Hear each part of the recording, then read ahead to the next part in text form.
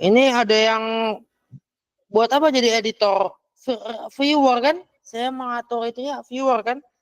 Mengatur Google Drive saya, mengatur drive-nya. Semuanya teman-teman jadi viewer, bukan jadi editor. Kalau jadi editor ngapain? Sudah siap semuanya ya. Ini saya sudah merekam ya. Kita sudah mulai rekam. Kalau bisa dinyalakan kameranya. Sebenarnya dikatakan wajib ya. Betul nggak? Wajib nggak menyalakan kamera? Dikasih tahu wajib enggaknya atau gimana? Halo, Wajib sih, Pak. wajib ya. Tapi kemudian kan bisa jadi ada kendala sinyal dan sebagainya ya. Iya, mungkin Pak. Bagi yang mungkin yang masih kerja, biasanya pada izin off Ya, kan, Pak? kerja kadang atau ada kegiatan lain atau ya kadang dalam perjalanan juga ya. Bentar. Masuk nggak ya ini? Masuk ya. Coba saya share.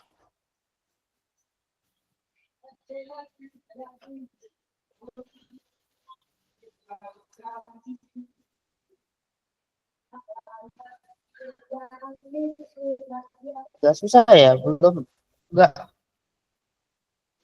Ini mau sharing, saya sharing masuk nggak teman-teman sharingan saya belum ya?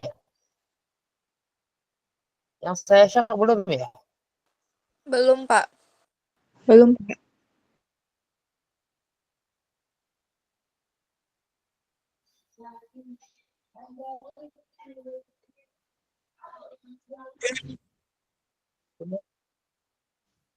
Belum masuk atau nggak mau masuk coba?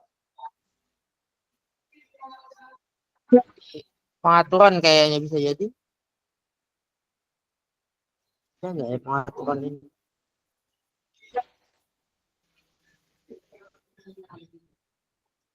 Wah.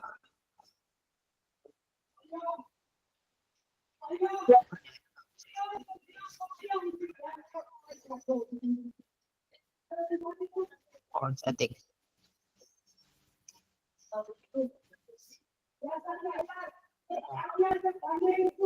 Cannot share your screen. Kenapa ya? Nggak mau share screen nih.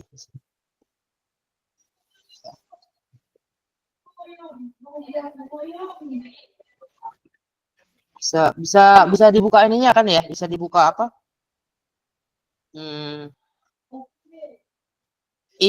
Kelasnya apa? Ular apa? Akun kuliah online-nya bisa dibuka ya?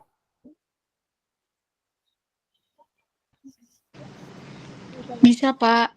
Kalau di akun kuliah online itu saya masukkan modulnya ya sejarah pemikiran Pancasila, kontestasi, ya tesis pemikiran para pendiri bangsa ya pada slide ini masih yang itu kan masih priorisasi ya di sini tanggal 19.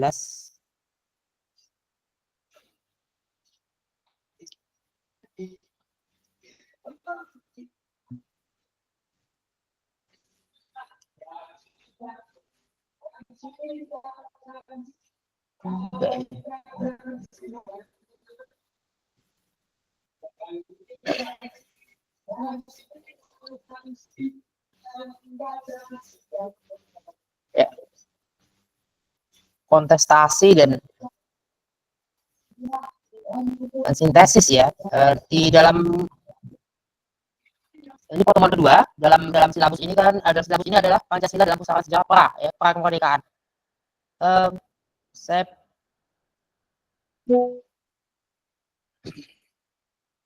ya pra kemerdekaan tapi yang dimaksud saya kira bukan dalam artian ini dalam artian jauh sebelum kemerdekaan ya akan sangat panjang itu. Namun saya lebih coba melihatnya pada masa-masa awal ya ketika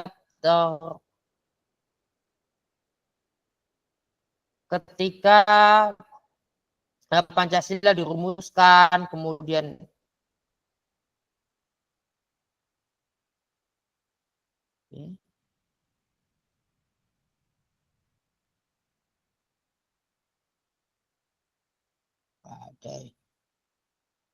ketika Pancasila dirumuskan ya, ketika Pancasila mulai dibahas sebagai dasar negara, ketika BPUPK mulai bersidang.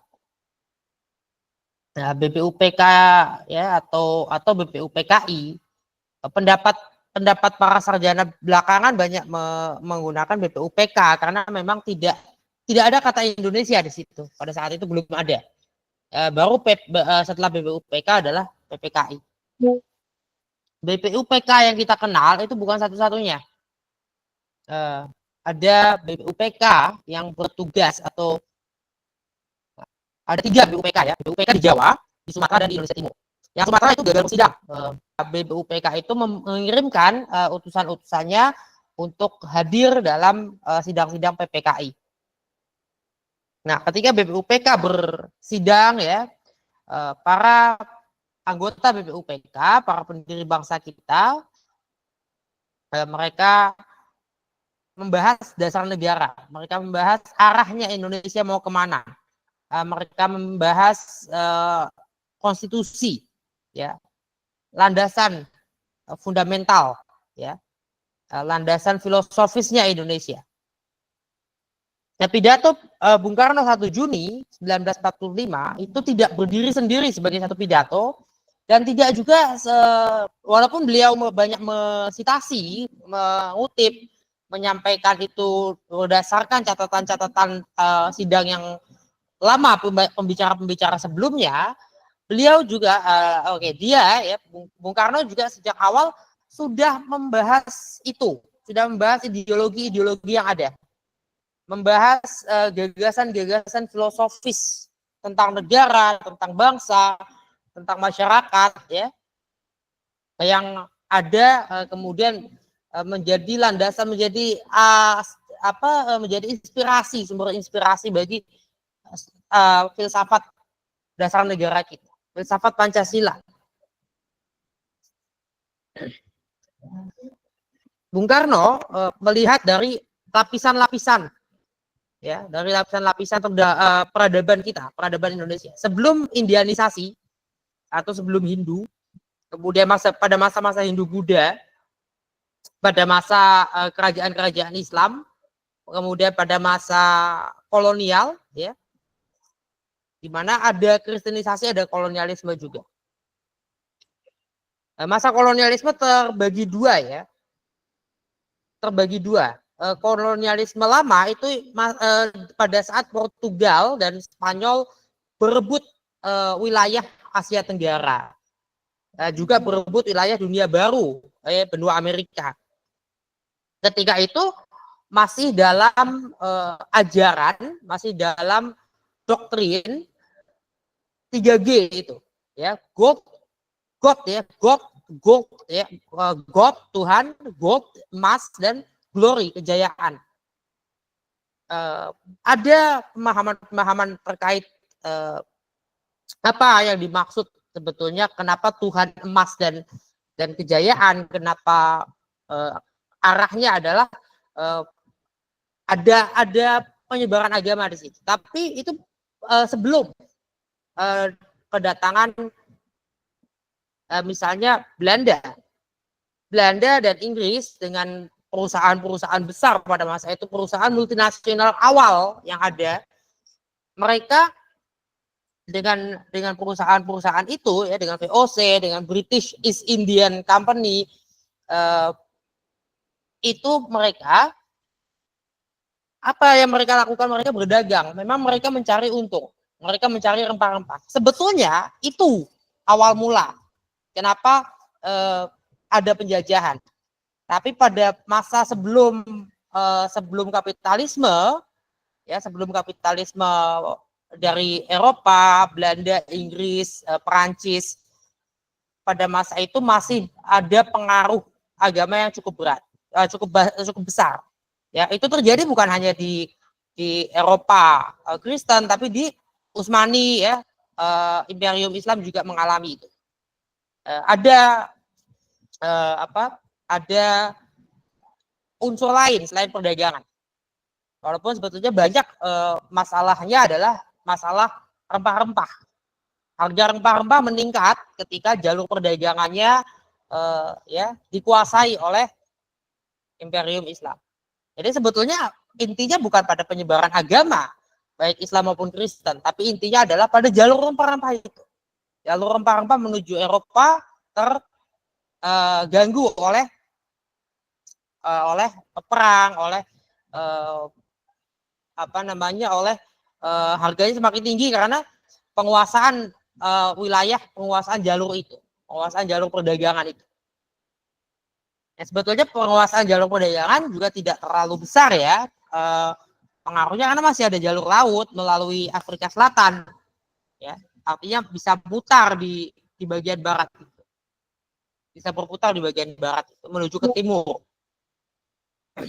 Nah itu ya yang menimbulkan adanya penjajahan. Jadi penjajahan tidak murni bicara penyebaran agama-agama, juga tidak murni bicara tentang justru malah yang paling besar adalah untuk ekonomi, untuk kapitalisme. Nah, penjajahan juga membawa bukan hanya agama dari luar ya, tapi juga ide, gagasan, renaissance. Ya. Ada pada pertengahan abad 19 ada politik liberal di Belanda. Politik liberal memberikan kesempatan anak-anak raja untuk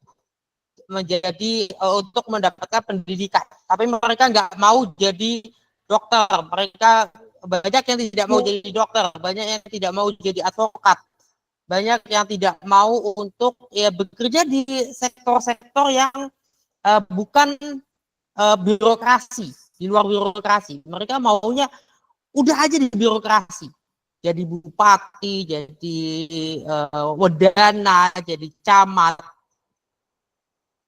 ya atau jadi bekerja di kantor residen, bekerja di kantor gubernur di provinsi dan seterusnya. Mereka senang jadi demang, jadi pimpinan-pimpinan sampai camat kalau nggak salah ya, sampai camat, wedana. Kalau kepala desa kan rata-rata asli ya, penduduk aslinya desa itu. Tapi kalau camat mereka ambil dari bisa orang luar, camat, wedana, bupati dan seterusnya. Itu ya. Nah, setelah itu setelah politik liberal adalah politik etis ya, 1900-an ya, 1890-an akhir, 1898, 1899, 1900 dan seterusnya. Politik etis memberikan kesempatan pada generasi baru, pada kelas bangsawan menengah, pada para saudagar, anak-anak ulama, anak-anak pendeta pribumi dan sebagainya. Mereka diberikan kesempatan. Berarti ya kalau anak-anak pendeta pribumi maksudnya berarti Protestan ya. Kalau Katolik kan tidak punya tidak menikah ya. Nah ini mereka lah yang tokoh-tokoh agama, tokoh-tokoh saudagar ya, tokoh-tokoh para pedagang, para merchant ya. Itu yang diangkat karena mereka yang mau jadi dokter, mereka yang anaknya mau jadi dokter, mau jadi advokat, mau jadi insinyur gitu. Mereka yang diangkat, mau jadi guru dan seterusnya. Mereka yang diangkat karena mereka mau. Nah, itu ya sejarah awal mulanya ke situ. Nah, ketika sidang 1945 pada masa sidang BUPK hingga masa PPKI ya, berarti sekitar 19 Mei 1945 itu sampai dengan kemerdekaan ya, adalah masa awal periode pertama pemikiran Pancasila, karena masih dalam proses perumusan hingga lahirnya Pancasila. Periode kedua adalah setelah Konstitusi 18 Agustus 1945 disahkan, Presiden Soekarno ditunjuk Wakil Presiden Muhammad Hatta ditunjuk. Ya, belum dilantik. Presiden Soekarno dilantik sebagai Presiden Republik Indonesia Serikat pada 1949. Ini periode kedua dimulai setelah 18 Agustus sampai tanggal ya sehari sebelum masa berlakunya Konstitusi Republik Indonesia Serikat. Periode ketiga adalah RIS ya, Konstitusi Republik Indonesia Serikat. Kemudian setelah itu 17 Agustus 1950 Undang-Undang Dasar sementara 1950 adalah masa periode keempat ya, sampai 5 Juli atau sampai 4 Juli ya. Karena limanya kan 5 Juli 1959 adalah dekret presiden.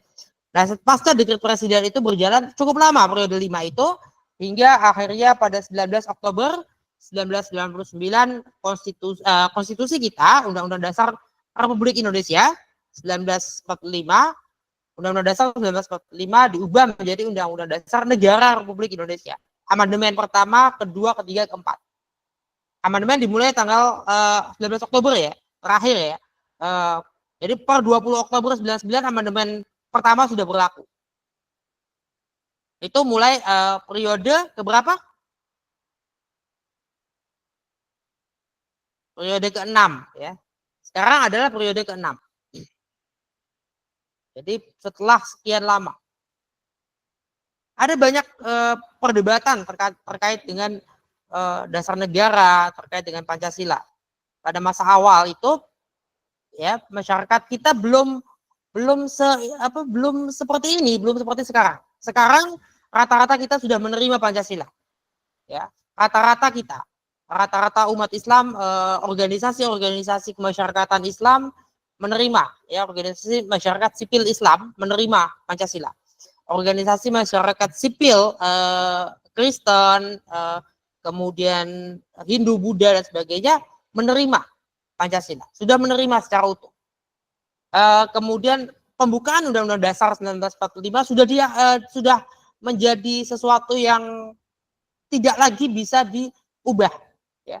Kesepakatan kita pada 1999 dikuatkan kembali pada tahun 2000 dan 2001 itu diperkuat kembali. Apakah pembukaan boleh diubah? Apakah pembukaan Undang-Undang Dasar boleh diubah? Tidak ya. Sampai 3 kali sidang MPR, 3 kali proses amandemen, pembukaan Undang-Undang Dasar 1945 dinyatakan final. Dengan demikian Pancasila yang ada hari ini final, ya, final urutannya, final ya redaksionalnya final, sudah final. Pancasila sendiri tidak bisa berdiri sendiri, ya. Kemudian menjadi ideologi terbuka. Pemahaman Pancasila sebagai ideologi terbuka itu kemudian lahir pada ya masa sudah orde baru ketika itu, sudah orde baru. Orde lama sebetulnya kalau saya boleh sampaikan lebih tegas ya, orde lama memang dikatakan tidak ada ya, karena mereka nggak menyebut, Bung Karno tidak menyebut orde lama. Itu sebutan dari Soeharto. Dan orde lama yang dimaksud oleh Soeharto adalah orde lama, yaitu demokrasi terpimpin. Masa demokrasi liberal itu bukan orde lama. Masa masa Republik Indonesia Serikat bukan orde lama. Ya. Sebelum Republik Indonesia Serikat adalah masa revolusi, bukan orde lama. Soekarno sudah menjadi presiden, tapi Soekarno menjadi presiden tidak menjadi itu orde lama dari 18 Agustus 1945 sampai enggak. Orde lama yang dimaksud adalah demokrasi terpimpin. Setelah demokrasi terpimpin disebut sebagai orde baru. Yang sebetulnya orde barunya itu sama dengan orde lama tadi, karena orde lama dimaksudkan adalah demokrasi terpimpin. Ya. Perbedaannya itu tidak jauh beda antara era demokrasi terpimpin dengan demokrasinya Soeharto.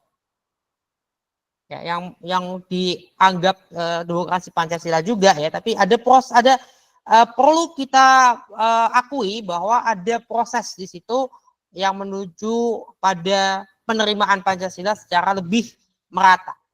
Integrasi nasional menjadi lebih kuat. Oke. kita melihat latar belakang ya dari Soekarno maupun dari Bung Hatta ya. Bung Hatta Bung Karno maupun Bung Hatta. Bung Karno itu kita tahu dia in the cost dengan di kediamannya host Cokro Aminoto. Berjumpa dengan berbagai pemikiran terdahulu ya, pemikiran para pemikir besar abad 20, abad 19 dan abad-abad sebelumnya. Bung Karno bertemu dengan banyak para pembaharu, terutama pembaharu Islam. Ya, para reformis agama. Nah, reformis agama itu adalah orang-orang yang juga kritis terhadap khilafah Utsmani. Mereka kritis terhadap khilafah Utsmani. Disitulah Bung Karno mendukung ya apa yang digagas oleh Ataturk untuk sekular. Sampai di sini baik Bung Karno maupun Bung Hatta mendorong dan terus menyetujui secara tidak jauh berbeda, masih tidak banyak perbedaan antara Bung Karno dengan Ataturk pada saat itu, atau masih banyak menyebutkan persetujuan ya Bung Hatta, Bung Karno dengan Ataturk masih Bung Karno maupun Bung Hatta masih menyampaikan setuju kepada Ataturk. Apa pemisahan? Udah agama sama negara dipisah. Maksudnya otoritas agama dengan otoritas negara dipisah. Maksudnya entitas agama dipisah dari entitas negara. Antara polity dengan religion itu dipisah.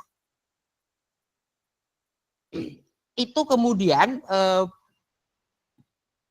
mengkristal dan mengerucut ketika sudah sampai pada masa sidang BPUPK. Sidang BPUPK yang dimulai sidang BPUPK itu ya yang dimulai pada 19 Mei itu membahas membahas yang namanya dasar negara. Pertanyaannya adalah apa dasar negara kita nanti? Nah, Bung Karno melihat banyak usulan-usulan. Ada yang mengusulkan Islam sebagai dasar negara. Ada yang mengusulkan sosial demokrasi sebagai dasar negara. Tokoh-tokoh sosial demokrasi di antara para pejuang kemerdekaan ya, antara lain Bung Hatta. Ya. Kemudian Sultan Syahrir juga salah satu ya, tapi Sultan Syahrir tidak ada ya di BPUPK ya. Sejumlah tokoh BPUPK sepakat dengan itu.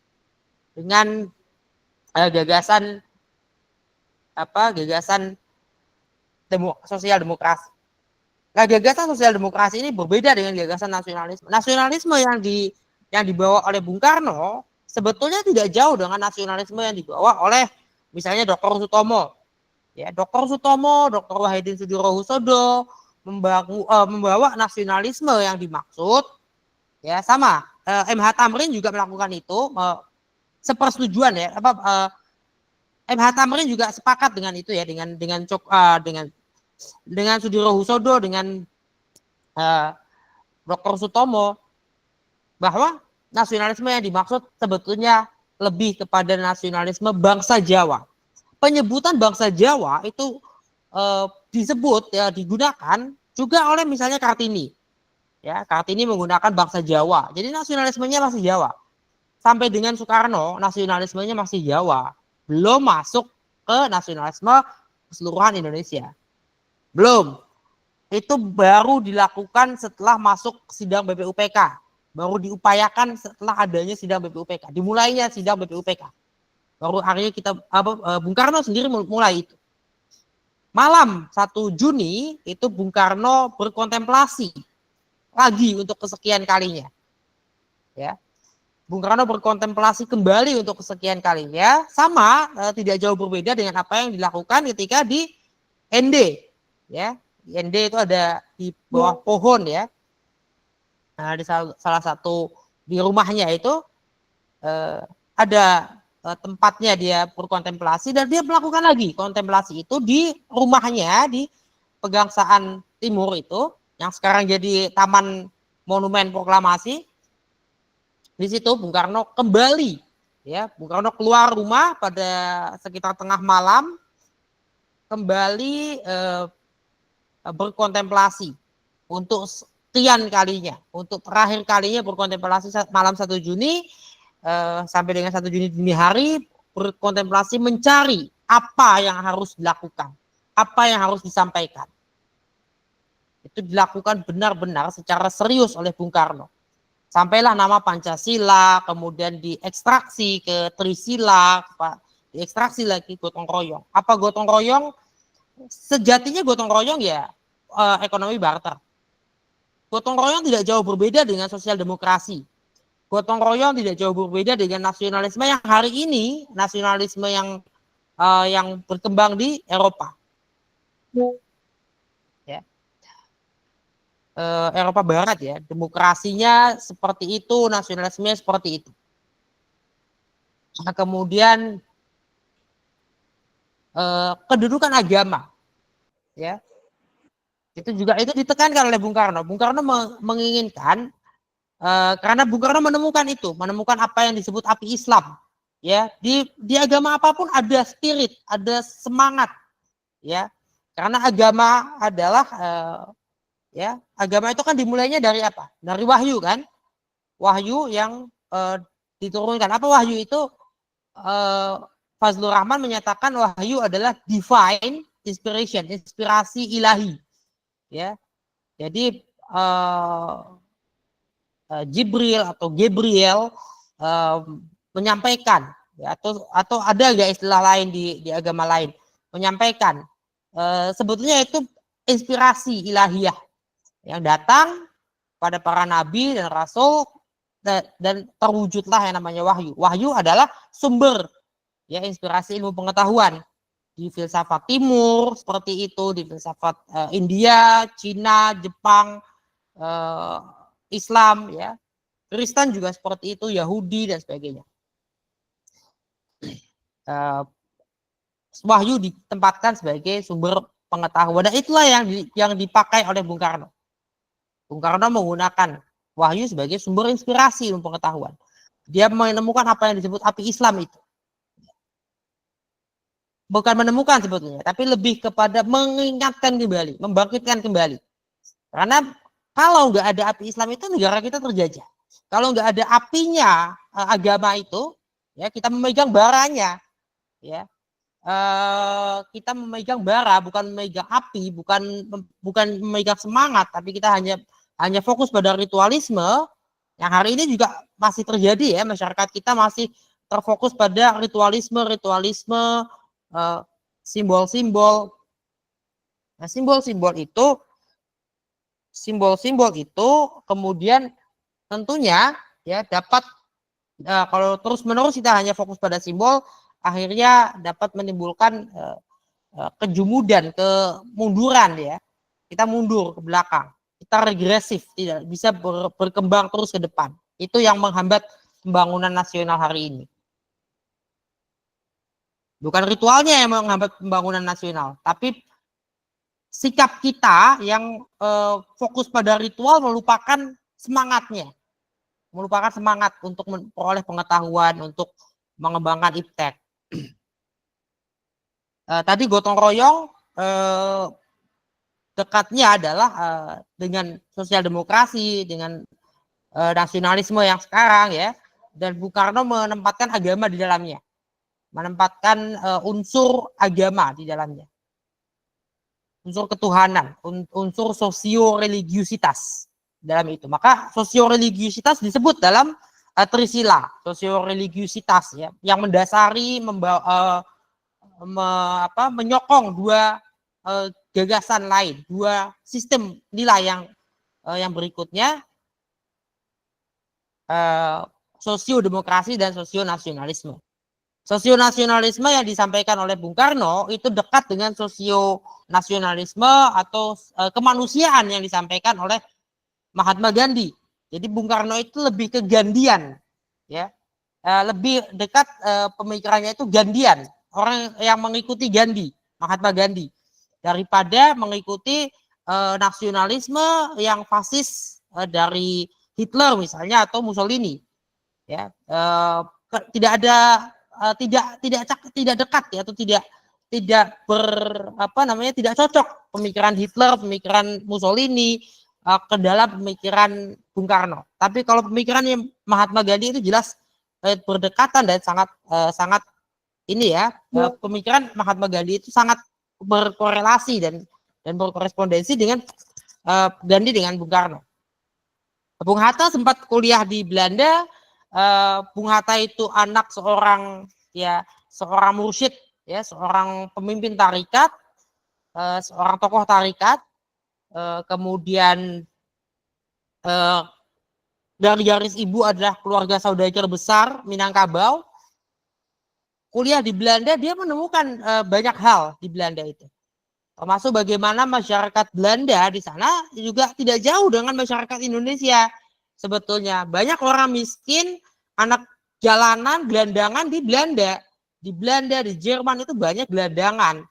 Yang ketika melihat Bung Hatta ke situ saja, mereka iri dengan Bung Hatta. Padahal Bung Hatta anak jajahan. Ya kalau kalian mungkin agak terheran-heran kalau melihat seperti itu ya. Tapi itu faktanya. Mereka ketemu, ya mereka iri gitu. Sama mungkin sekarang juga itu terjadi ya, mungkin masih bisa terjadi hal-hal seperti itu.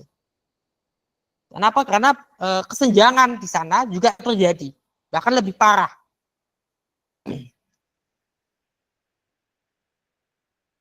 Oke, apakah jelas penyampaian saya? Jelas, Pak. Halo? Jelas, Pak, terdengar juga.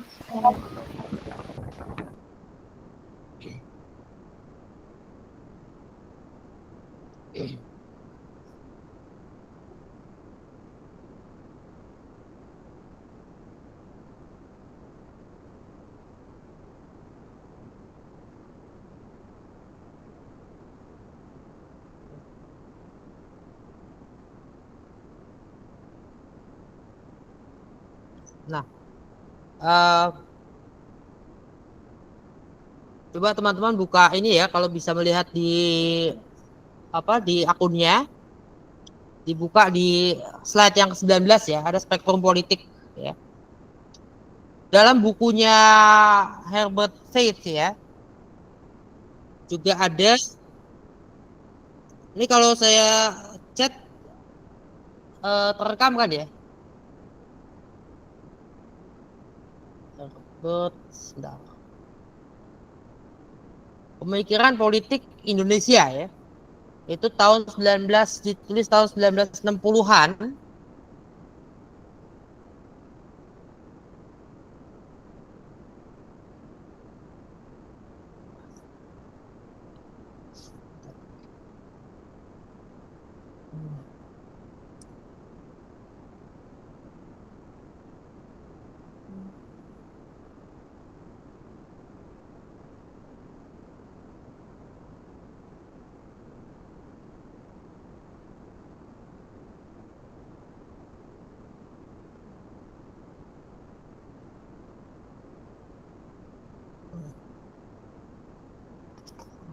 Faith, pikiran politik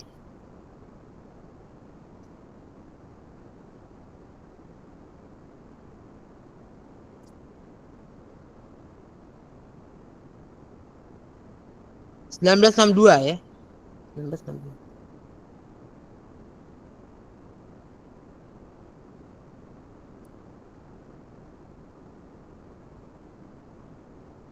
Ya, ya teman-teman bisa ini ya, bisa mencari ya bukunya, pemikiran politik ini. 70 sorry. Ya. 1970. Ya. Bisa di ini ya. Bisa diedit nih. Bisa ya.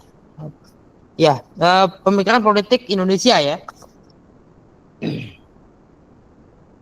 Nah, dalam pemikiran politik Indonesia itu Herbert Said menyampaikan ada setidaknya 5 kelompok ya, aliran ideologi, aliran pemikiran yang mempengaruhi politik Indonesia. Ya, ada pengaruh Barat. Apa pengaruh Barat itu? Pengaruh Barat justru yang berkaitan dengan demokrasi, ya, sosial demokrasi, ada demokrasi Barat, demokrasi liberal. Ya, liberalisme boleh saya masukkan dalam 3 spektrum ya.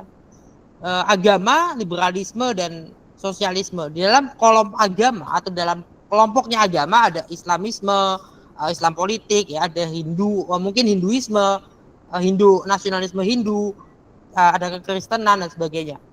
Dalam liberalisme, kolom liberalisme, dalam kelompoknya liberalisme ada demokrasi itu sendiri, demokrasi liberal, kemudian kapitalisme dan nasionalisme juga masuk di situ. Namun nasionalisme yang berangkat ya di Indonesia ya, yang muncul di Indonesia mula-mula justru nasionalisme Jawa, berangkat dari tradisionalisme.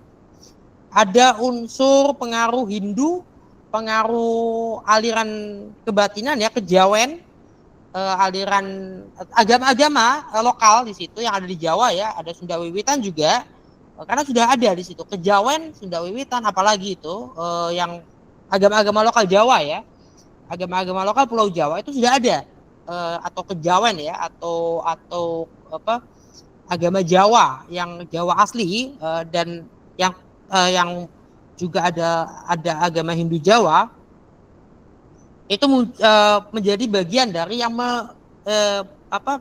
menginspirasi dari sebuah tradisionalisme dan nasionalisme tradisional Jawa dan suku-suku tertentu.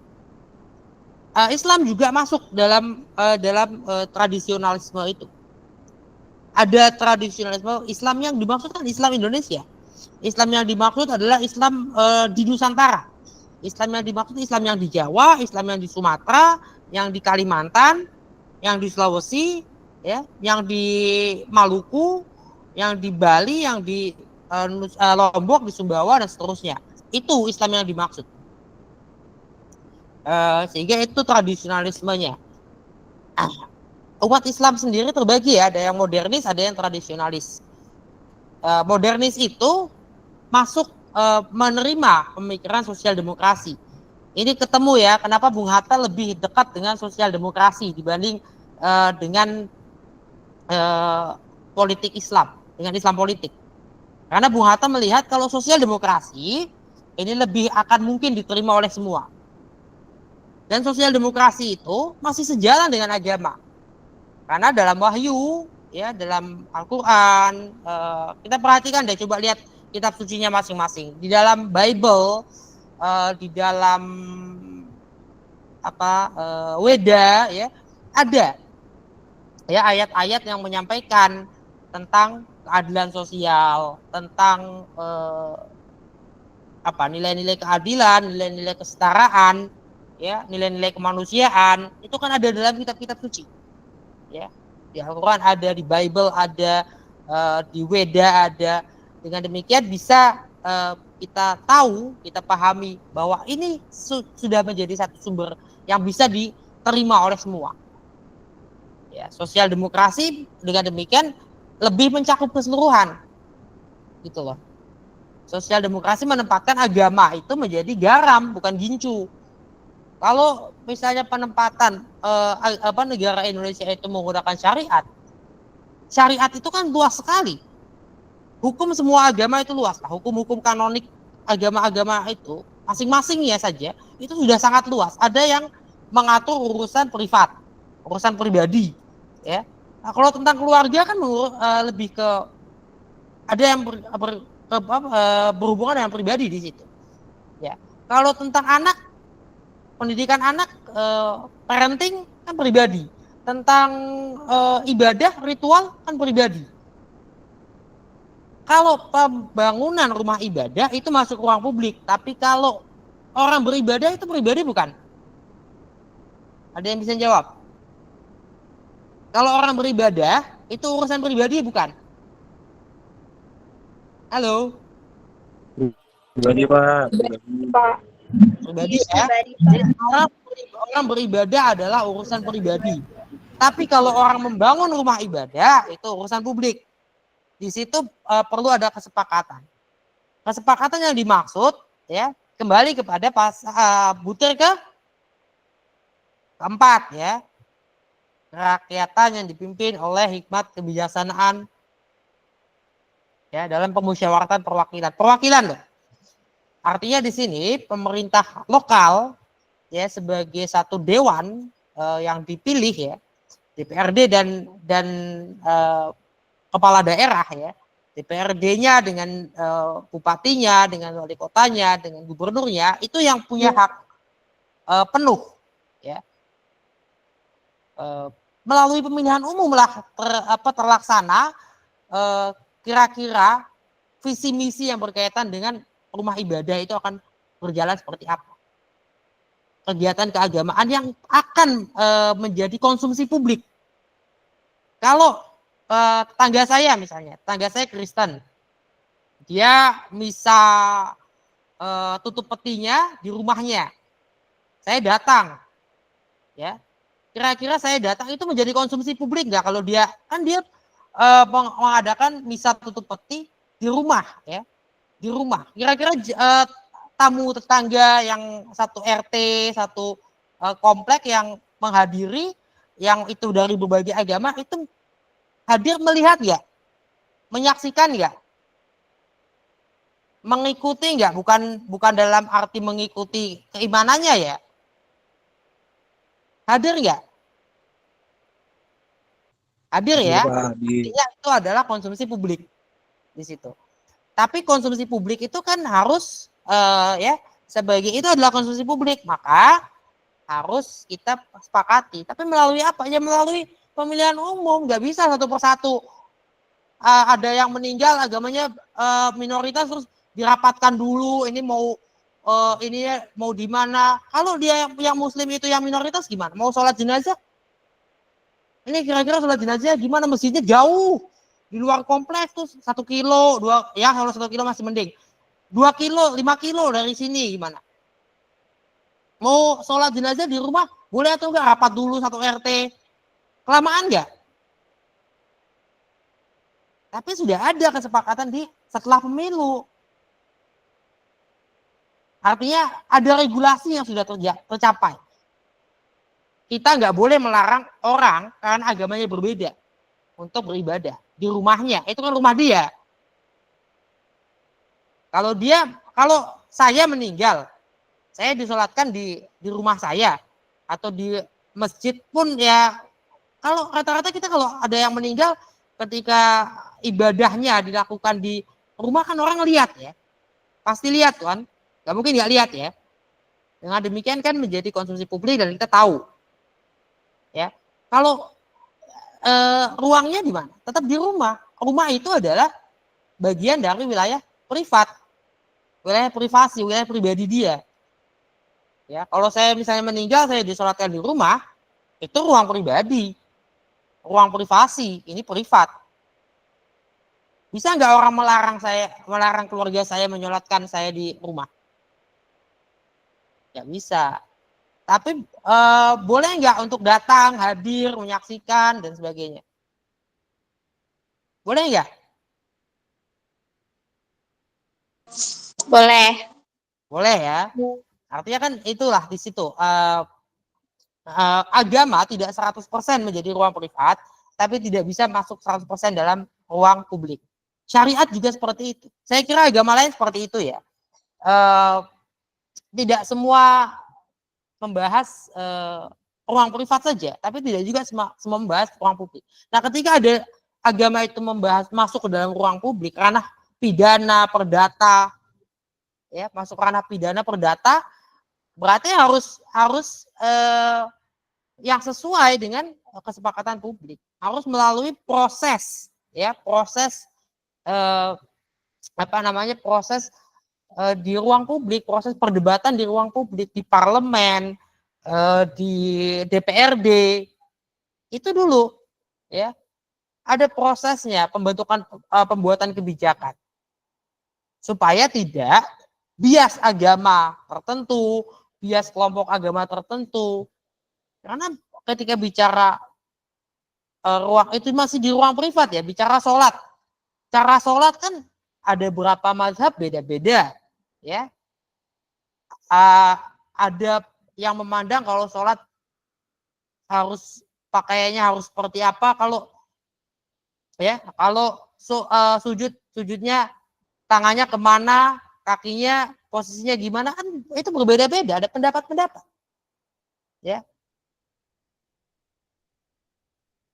Di Kristen ketika bicara misa itu prosesnya dari awal sampai akhir seperti apa, itu kan bisa ada perbedaan pendapat. Kalau itu yang masuk dalam ruang ranah privat itu, perbedaannya tidak akan menjadi suatu yang berakibat fatal bagi sebuah kehidupan, bagi misalnya sistem hukum pidana atau sistem hukum perdata. Tapi coba kalau perbedaan pendapat itu yang ada di ruang publik berkenaan dengan pidana, berkenaan dengan perdata, masuk ke situ. Hukum cambuk, hukum apa? Terkait pasal perzinahan misalnya. Zina itu seperti apa? Ada perbedaan pendapat loh. Dan perbedaan pendapat, perbedaan pandangan itu bukan berkenaan tentang zina itu boleh atau enggak. Tapi perbedaan pendapat itu berkenaan dengan bagaimana membuktikan seseorang telah berzina atau seseorang telah selingkuh. Gimana membuktikan misalnya siapa itu selingkuh misalnya. Misalnya gitu. Bagaimana cara membuktikannya? Cara membuktikannya saja sudah bisa beda. Ini. Sementara kalau kita bicara hukum pidana, hukum acara pidana kan harus jelas. Hanya ada satu pendapat. Gak boleh ada dua tiga pendapat. Dua pendapat, tiga pendapat beda-beda. Nanti bentrok. Akibatnya fatal. Fatal nanti. Saya nggak terima karena begini-begini ya kan. Kacau. Menurut pendapat saya begini, menurut pendapat dia lain. Padahal itu hukum yang harus dimasukkan dalam pasal-pasal perundang-undangan. Dalam KUHP, dalam KUHAP. Yang harus tetap gitu. Harus ada kepastian di situ. Itu kenapa kemudian menjadi garam, agama menjadi garam. Itu kedekatan Bung Hatta dengan sosial demokrasi. Bung Karno juga dekat dengan sosial nasionalisme, sosionasionalisme.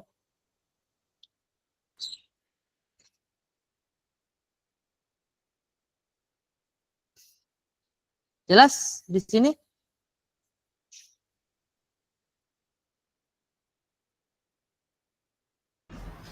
Jelas, Pak.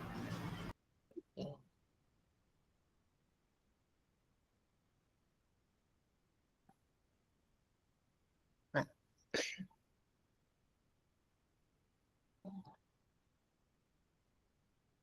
Oke. Ada pertanyaan atau tanggapan sampai di sini? Saya mau nanya Pak, boleh? Ya, silakan. Tentang yang tadi sih Pak, spektrum apa sih politik di Indonesia ya.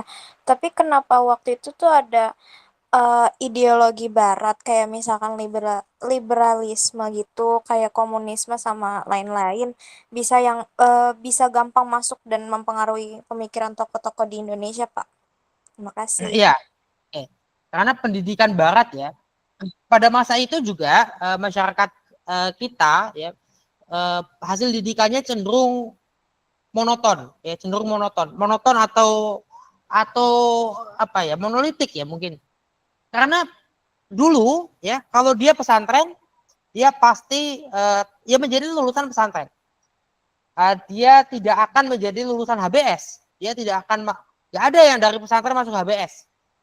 Maka itu Bung Hatta memilih ya. Awalnya Bung Hatta tuh kecil, Bung Hatta kecil tuh ingin masuk Al-Azhar ke Mekah, kemudian lanjut ke Kairo, masuk Al-Azhar. Karena orang tuanya, keluarga dari ayah adalah para tokoh pemuka tarekat di situ. Gerakan tarekat Islamiyah di situ. Nah, tapi kemudian Bung Hatta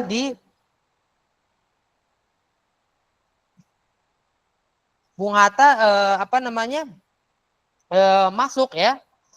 Bung Hatta setelah akhirnya sekolahnya adalah sekolah barat ya, masuk ke sekolah barat, sekolah menengah di Padang, kemudian HBS lanjut di Batavia ya. Akhirnya apa?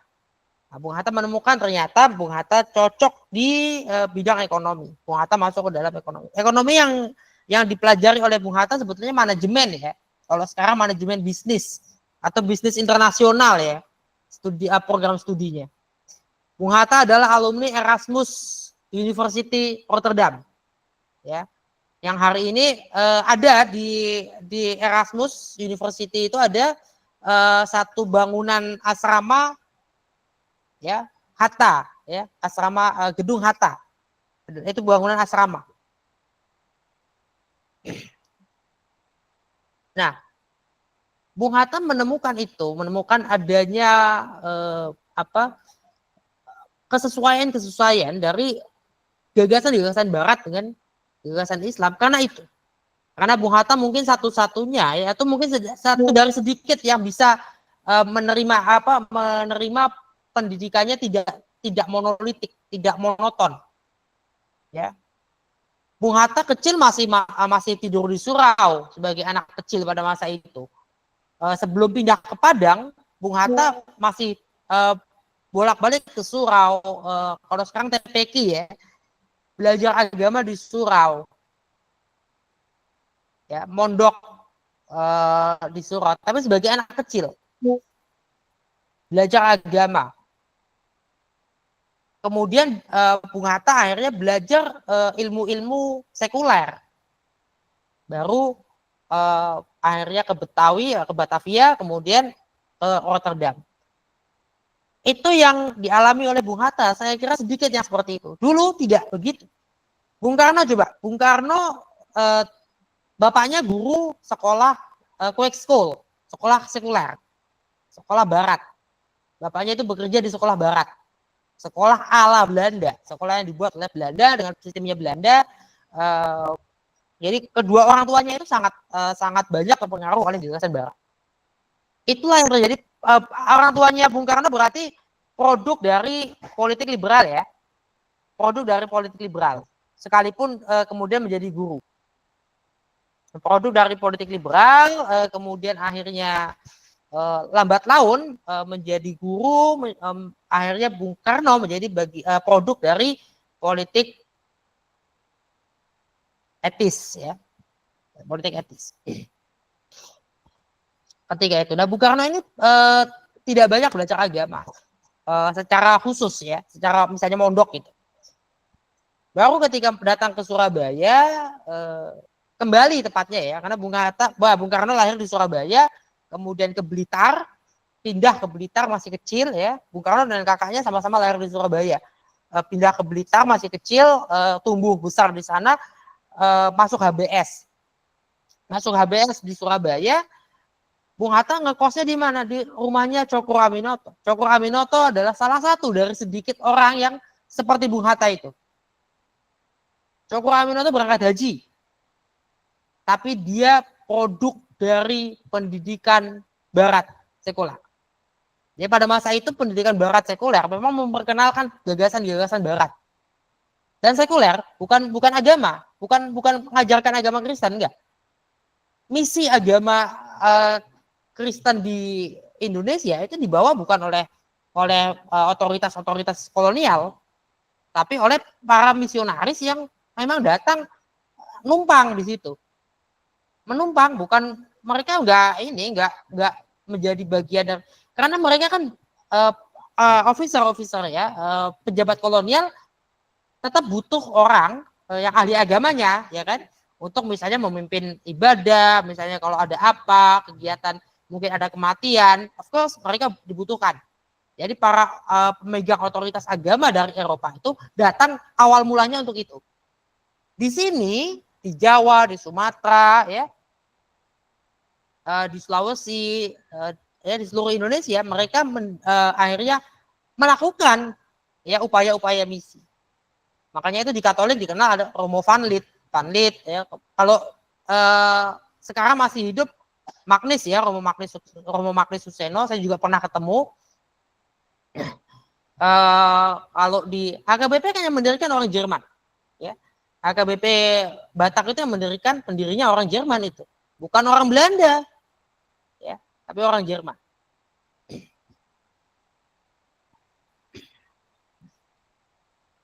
Nah, jadi ketika itu ya, pendidikan agama, pendidikan yang barat itu adalah ya seperti HBS, Mulo ya, Quick School. Nenek saya juga alumni salah satu Quick School di Jawa itu. Salah satu Quick School di Jawa yang itu masuknya sekolahnya Kartini ya. Di situ. Sekolahnya Kartini itu enggak satu, ada banyak tersebar di kota-kota. Ibu kota kabupaten maupun di kota-kota besar di Jawa ya. Nah, itu alumni Quick School, alumni HBS, alumni Mulo, alumni HIS ya, itu semuanya tidak dididik untuk beragama sebetulnya, tapi memang dididik untuk mengetahui gagasan-gagasan Barat, sejarah Barat, ya pemikiran-pemikiran Barat dan seterusnya. Akhirnya mereka kenal apa itu liberalisme, apa itu demokrasi, apa itu Marxisme. Nah, yang dikenal oleh Bung Karno, Marxisme masih murni loh ya. Jadi Bung Karno tidak terpapar oleh Leninisme. Bung Karno tidak terpapar oleh Leninisme. Ya, Lenin, gagasannya Lenin. Nah, Marxisme perlu diingat, Marxisme itu, nah kalau Tan Malaka mungkin, karena Tan Malaka ketemu dengan Lenin.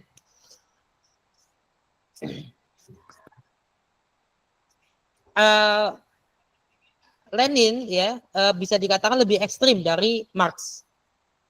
Itu mungkin sesuatu yang biasa ya dalam perkembangan pemikiran. Kadangkala orang yang mengikuti atau yang dipengaruhi atau yang menjadi murid itu lebih keras, lebih ekstrim dari gurunya.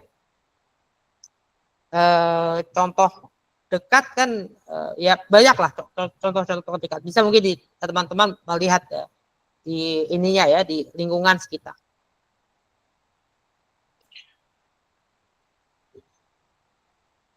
Oke. Ada lagi? Sudah jelas atau belum? Sudah, Pak.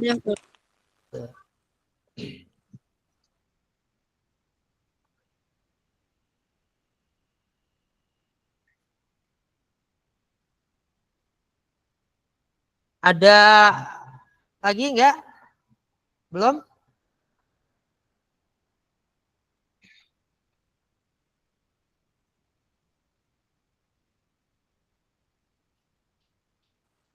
Untuk saat ini belum ada pertanyaan lagi sih, Pak.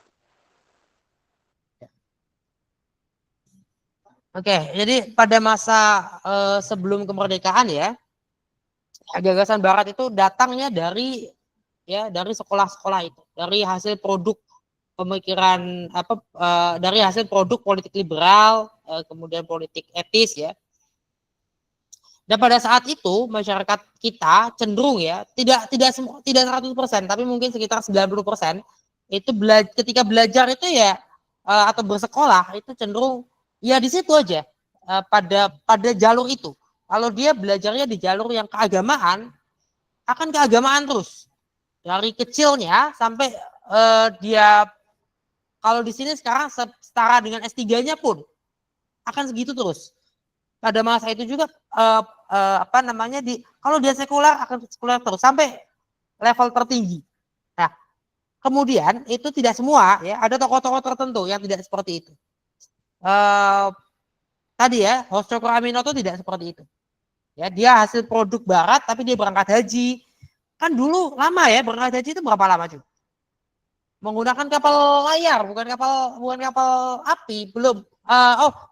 Belakangan kemudian kapal api ya. Tapi kalau nggak salah seperti misalnya Kiai Haji Ahmad Dahlan, Kiai Haji Hashim Asy'ari, Kiai Haji Khalil Bangkalan ya, Mbah Khalil Bangkalan, Saleh Darat itu menggunakan kapal layar. Jadi kapalnya masih pakai layar, bukan yang pakai kapal api, bukan pakai apa namanya tenaga uap, bukan. Tapi kapalnya kapal yang tenaga layar. Tidak cepat gitu. Jadi ke sana itu mereka haji itu hanya 1 kali jalan, pikirannya nggak tahu mau balik kapan. Dan sangat berbahaya. Banyak jadi hari ini ya kasus kematian jemaah haji itu tidak seperti dulu. Dulu bisa dikatakan banyak sekali dibanding hari ini. Karena perjalanan yang sangat berat. Lebih banyak dulu dibanding sekarang. Terutama karena tidak terdata secara baik. Ya, karena tidak terdata secara baik, maka ya kalau dibilang lebih banyak, mungkin juga tidak lebih banyak, tapi bisa dibayangkan kalau sekarang yang sakit tetap dirawat di rumah sakit, ya. Dan rata-rata menggunakan pesawat cepat juga jalannya. Ya, pesawat berapa lama sih? 8 jam itu 30 tahun yang lalu deh. Sekarang kayaknya bisa kurang nggak dari 8 jam perjalanan? Kayaknya berkurang ya jumlah. Ada yang sudah pernah keluar ke wilayah Timur Tengah? Kayaknya lebih cepat ya, makin cepat kan? Pesawat makin cepat. Makin cepat ya. Pesawat makin cepat. Itu. Artinya ada perkembangan teknologi, kemudian pasti perkembangan perjalanan. Jadi dulu begitu. Nah, Cokro Aminoto itu termasuk yang satu dari sedikit itu. Bung Hatta juga satu dari sedikit itu. Nah, Bung Karno tinggalnya ngekosnya di rumahnya Pak Coko, ya. Rumahnya Tuan Coko.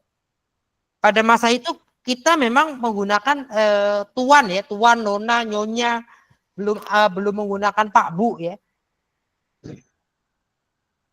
Nah, kemudian itu berubahnya di belakangan setelah kemerdekaan. Nah, panggilan tuan dan nyonya itu dihilangkan karena dianggap mengambil cita rasanya itu kolonial.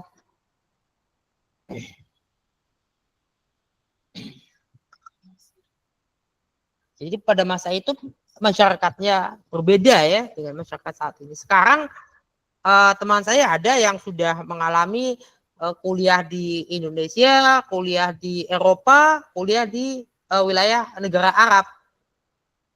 Ya. Ada yang mengalami kuliah di Malaysia dan kuliah di Scotland, ya, Inggris ya. Di Skotlandia berbeda dengan di Malaysia. Sekolahnya berbeda. Walaupun secara sistem tentu barangkali ada kesamaan ya sama persemakmuran kan. Malaysia kan masih persemakmuran Inggris. Bagian dari bangsa persemakmuran.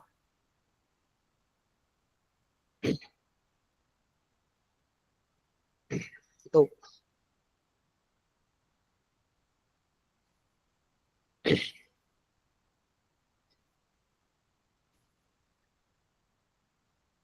Nah, sekarang seperti itu. Orang-orang sudah banyak yang mengalami atau menjalani ya pendidikannya bisa tidak semonoton dulu.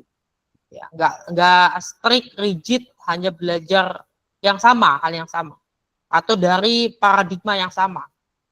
Jadi sudah ketemu dengan paradigma-paradigma yang berbeda-beda, dari hari ke hari, dari tahun ke tahun.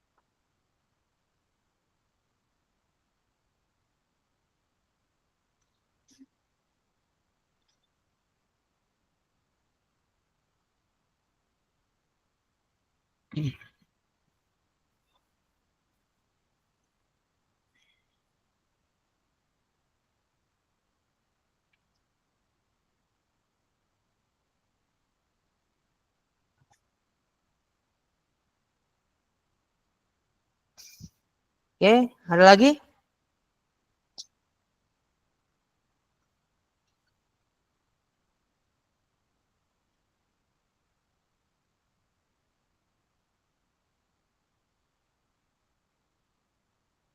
Tujuh tiga puluh ya. Coba di on kan ya kameranya supaya kalau di ini kalau di apa? Kalau di screenshot bisa silakan di on kan.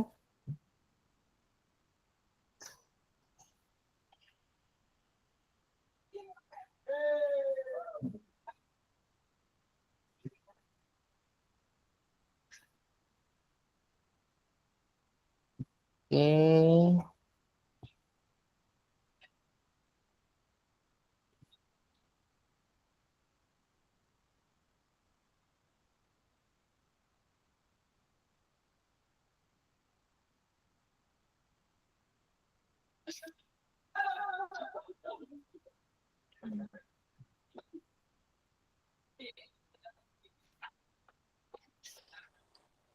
Pak, maaf mau tanya. Ya,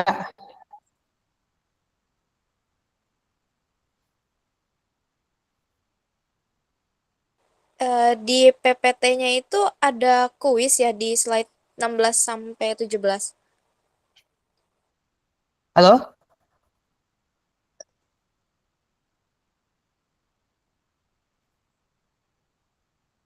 Oke. Iya, tapi teman-teman nanti sepertinya menggunakan itu aja ya, yang di itunya ya, yang di apa di kelas menjawab yang ada di itu saja, yang di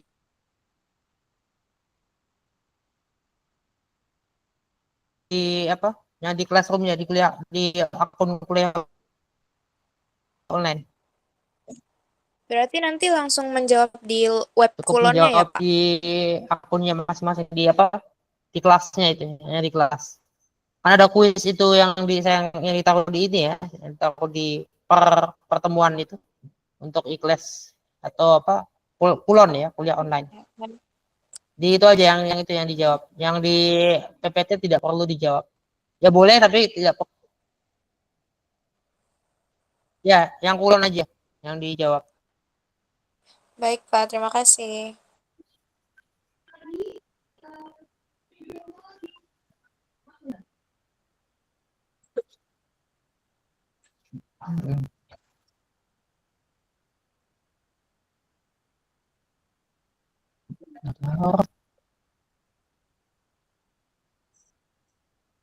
Ya.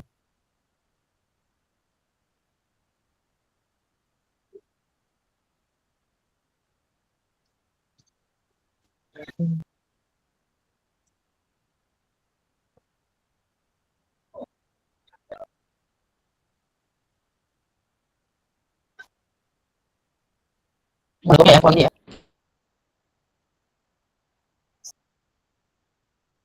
Oke.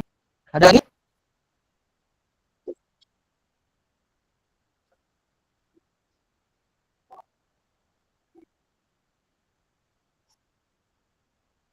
Sudah lumayan mending ya pencahayaan di tempat saya ya. Kelihatan ya wajahnya. Iya, Pak. Kelihatan. Kelihatan ya.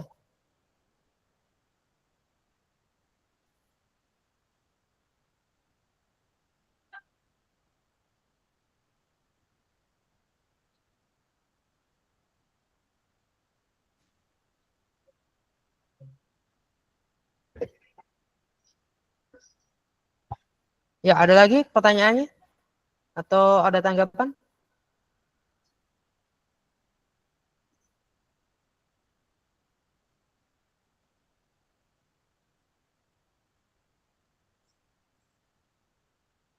Ketika di apa namanya di forum kuliah online itu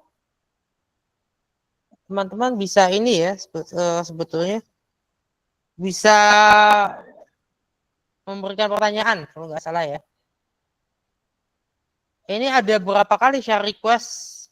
Saya nggak tahu. Teman-teman yang belum punya ini apa? Siapa aja yang belum punya email dari Undira sendiri? Email kampus. Ya, silakan. Bapak, mohon izin Pak, mau Ya. bertanya. Suara saya terdengar jelas ya Pak? Ya, ya. Lumayan, lumayan. Oke, Pak, saya Riadisa Azahra. Sebelumnya, waktu pertemuan pertama, saya belum ikut kelasnya Bapak, karena kemarin jadwalnya bentrok Pak sama dasar komunikasi pemasaran. Terus kemarin itu baru diubah sama Bu Ana untuk dasar komunikasi pemasaran di hari Senin, dan sekarang Jumat di matkulnya Bapak. Saya belum masuk di grup kelas Pak. Oh Dari ya. teman-teman udah ada Oh, grup kelas belum ya? Takut udah saya ada ketinggalan nanti info-info. ininya ada nggak? Masuk nggak? Sudah masuk belum ke ini ya? Ke kulonnya ya? Di kolonnya sudah masuk Pak. Di kolonnya sudah masuk. Ya.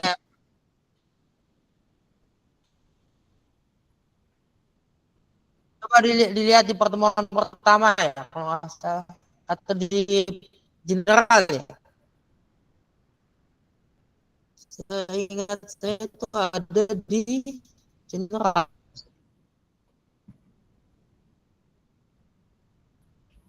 biasanya. Coba. Oh,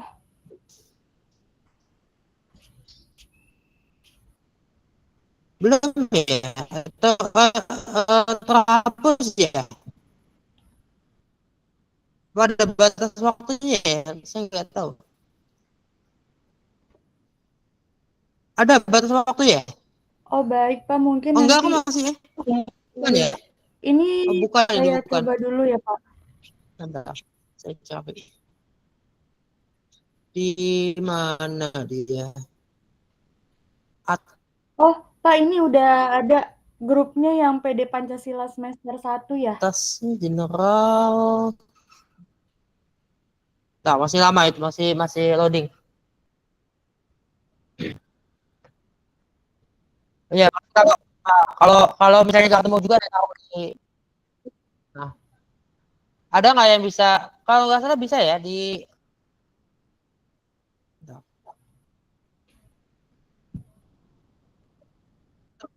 Sudah Nggak Pak, ketemu. saya sudah join di grupnya Kayak ya? gitu. PD Pancasila Di grup WhatsApp ya Pak? Pendidikan Iya ya. betul.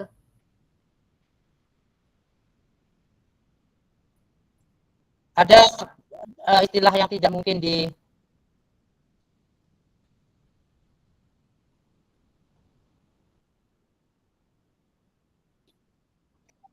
Masuk ya. Iya Pak.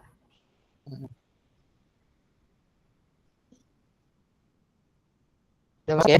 Terima, iya, terima Oh iya, masuk. kasih ya Pak. Udah masuk ya.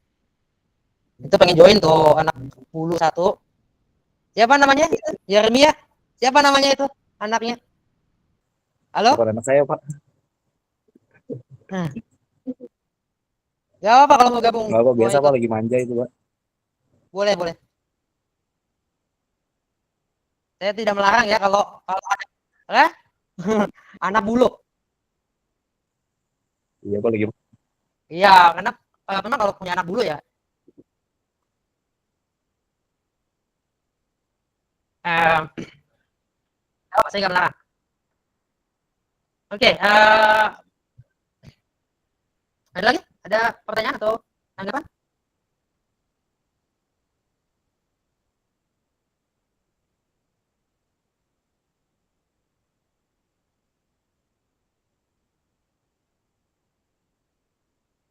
Ayo, halo, ada yang mau ini? Ada yang mau menanggapi? Mumpung masih ada waktu nih. Sampai jam 8-an ya.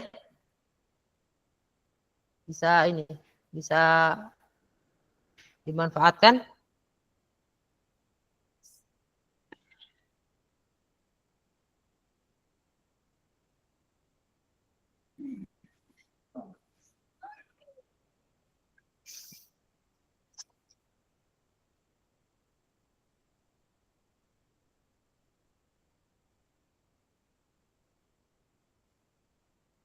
Gimana? Ada lagi?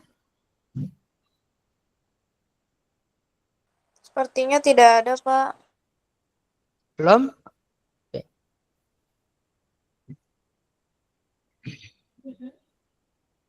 Ya.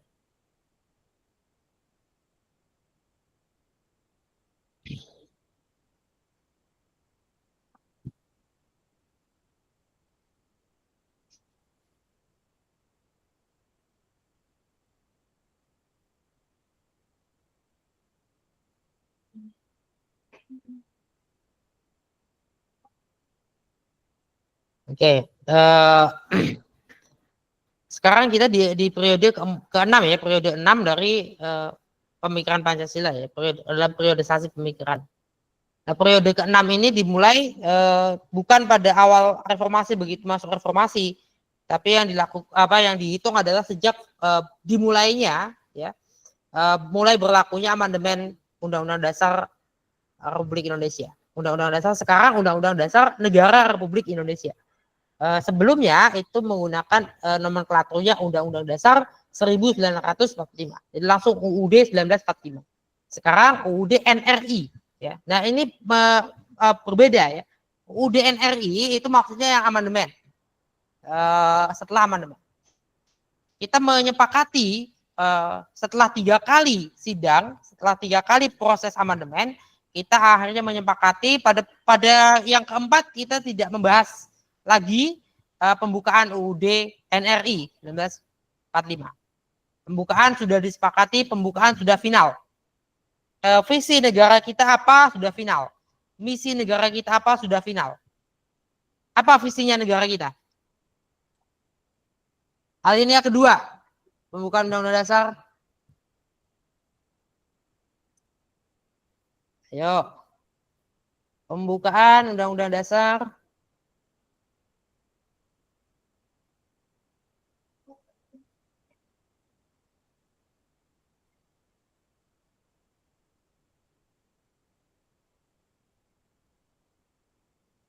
Alinea kedua apa?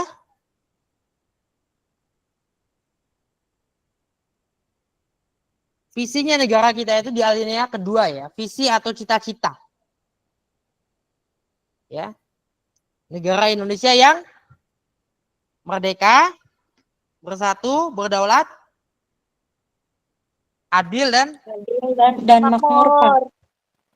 Itu visi ya atau cita-cita. Pada alinea keempat ini ada misi sebelum masuk ke dalam dasar negara. Ya, kemudian daripada itu untuk membentuk suatu pemerintah negara Indonesia yang melindungi segenap bangsa Indonesia ya, misi itu ya. Melindungi segenap bangsa Indonesia ya, melindungi seluruh tumpah darah Indonesia, memajukan kesejahteraan umum, mencerdaskan kehidupan bangsa ya. Kemudian ikut melaksanakan ketertiban dunia. Ketertiban dunia yang dimaksud apa? Kemerdekaan dasarnya apa? Dasar ketertiban dunia adalah dasar dari ketertiban dunia itu adalah kemerdekaan, perdamaian abadi dan keadilan sosial. Baru kemudian ya susunan negara kita yang berkedaulatan rakyat ya, berdasarkan kepada dan seterusnya. Perhatikan pada butir kelimanya adalah serta dengan mewujudkan suatu keadilan sosial. Ini adalah sebetulnya satu artinya arah ini kalimat ini arah dari suatu cita-cita dan suatu misi, suatu tujuan ya. Arahnya pertama adalah ya dari ketuhanan sebagai kepalanya, sebagai lokomotifnya. Ketuhanan yang dimaksud ketuhanan atau sosio-religiusitas. Sosio-religiusitas itu lebih kepada penempatan nilai-nilai ya. Apa yang ditemukan oleh Bung Hatta ya, keadilan ilahi ya, keadilan ilahi ya, kebenaran, nilai-nilai itu, nilai-nilai agama ya yang ada di dalam yang masuk ke dalam ruang publik. nilai keadilan, ya, nilai kebenaran, kesetaraan, kesalingan, ya, nilai kesalingan. Bahwa kita manusia ini setara, kita saling membutuhkan, saling bermasyarakat, ya, harus ada solidaritas sosial. Itu yang diambil, kemudian kemanusiaan. Kenapa Bung Karno mengambil kebangsaan dulu, ya? Bung Karno melihat kebangsaan dulu karena kebangsaannya dulu memang. Gandhi sendiri menyebut nasionalisme saya, ya, nasionalismenya seorang Mahatma Gandhi adalah kemanusiaan. Jadi dia menggunakan kebangsaan dulu berarti, ya. Seorang Mahatma Gandhi juga menggunakan itu, sama seperti Soekarno menggunakan kebangsaan dulu. Antara dua ini, kemanusiaan dan kebangsaan ini, kira-kira betul-betul dalam satu kesatuan, satu nafas antara kemanusiaan dengan persatuan, ya, atau dengan nasionalisme. Antara nilai kemanusiaan dengan nilai nasionalisme kita, ya, itu satu nafas, senafas, ya. Makanya kemudian diabstraksi menuju diabstraksi menjadi sosio nasionalisme.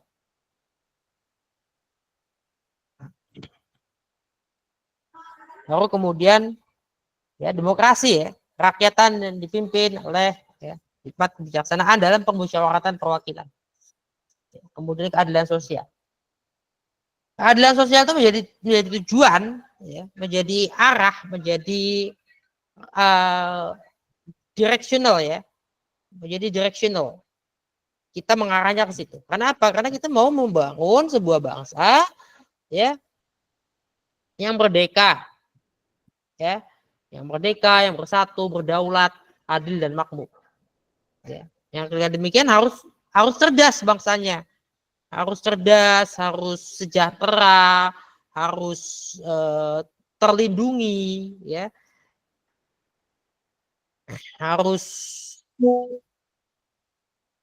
ya, berpartisipasi dalam sistem dunia ini, ya, dalam sistem dunia ini, dalam taman sarinya bangsa-bangsa, dalam sistem global, ya, internasional.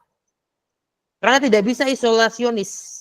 Bangsa-bangsa terdahulu, ya, bangsa-bangsa terdahulu itu banyak yang isolasionis atau terisolasi.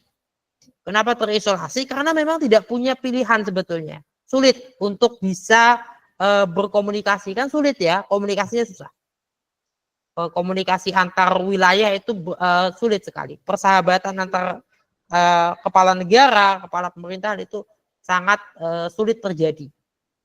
Nah, belakangan barulah ada, ya, perhatikan, B.J. Habibie, ya, Presiden Habibie bersahabat dengan mantan kanselir Jerman Helmut Kohl, bersahabat dengan mantan presiden, ya, mantan presiden Turki Necmettin Erbakan. Ini tiga orang ini bersahabat, ya, tiga orang ini bersahabat. Mereka bersahabat, mereka dekat, ya, satu sama lain, ya. Itu tidak pernah bisa tidak sedekat itu kalau yang dulu. Masyarakat pemerintahan negara-negara dulu, ya, sebelum modernisasi, sebelum mulai ditemukannya kapal uap, mulai ditemukannya pesawat, mulai ada perkembangan hari ini, ya, teknologi sudah semakin maju, ya, masyarakat sudah semakin maju, sudah semakin mudah untuk berkomunikasi, bertemu, ya. Kita mudah untuk ketemu dengan satu sama lain. Kita mudah untuk berkomunikasi satu sama lain. Kita mudah untuk bisa misalnya ya, menghubungi satu sama lain, untuk mengenal satu sama lain, untuk mencari tahu apa yang terjadi di belahan dunia lain. Sekalipun bisa terdistorsi. Hari ini banyak, ya, terdistorsi. Banyak deepfake, ya. Video diputar balikkan, diubah, orangnya betul tapi kalimatnya salah, diubah, di edit sedemikian rupa. Belum dipotong-potong ya. Tapi kemudian masyarakat hari ini tetap bisa dikatakan lebih terbuka dan lebih terhubung satu sama lain. Dulu tidak. Ya, jadi jangan disamakan ya. Kalau kita membandingkan masyarakat dulu dengan masyarakat hari ini, kalau dibandingkan ya tidak akan pernah apple to apple. Dulu belum ada mobil, belum ada motor, belum ada internet. Ya, abad pertengahan belum ada internet, abad 19 belum ada pesawat. Ya, pesawat ada di abad 21. Abad 20 ya. Di abad 20 baru ada pesawat. Jangan disamakan masyarakat masa itu dengan masyarakat hari ini.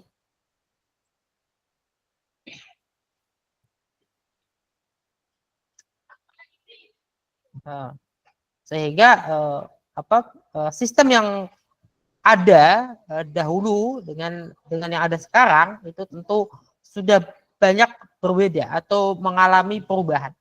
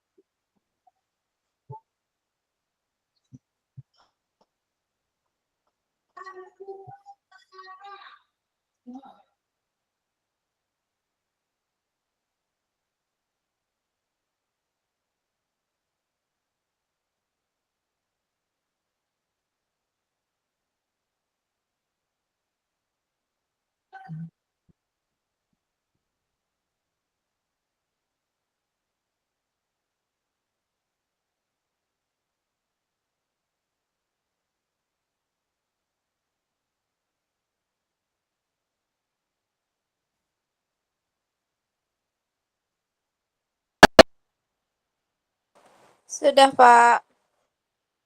Sudah, Pak. Oke.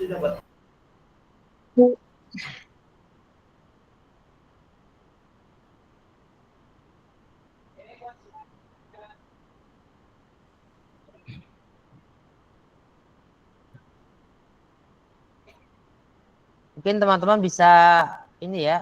Saya sudah sampaikan itu kan kontrak ya, kontrak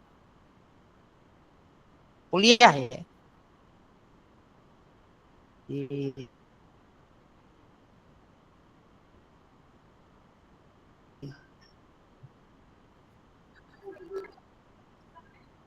Udah ya.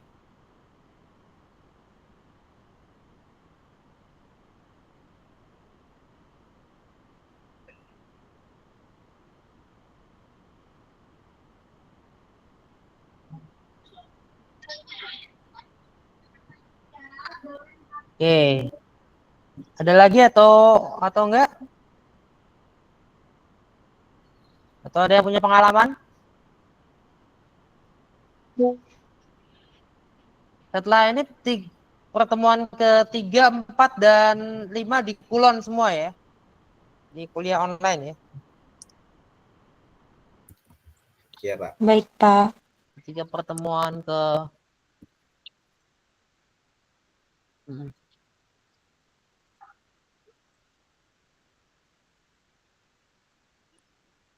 pertemuan ya 3, 4, 5 ya. 6, 7 kemudian masuk lagi ke tatap maya lagi.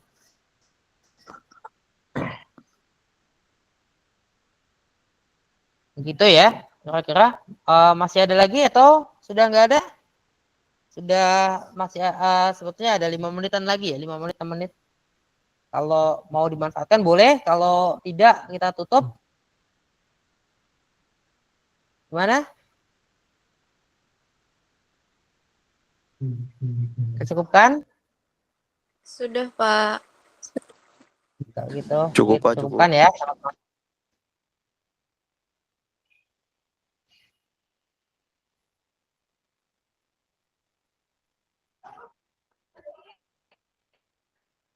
Oh. Stop recording.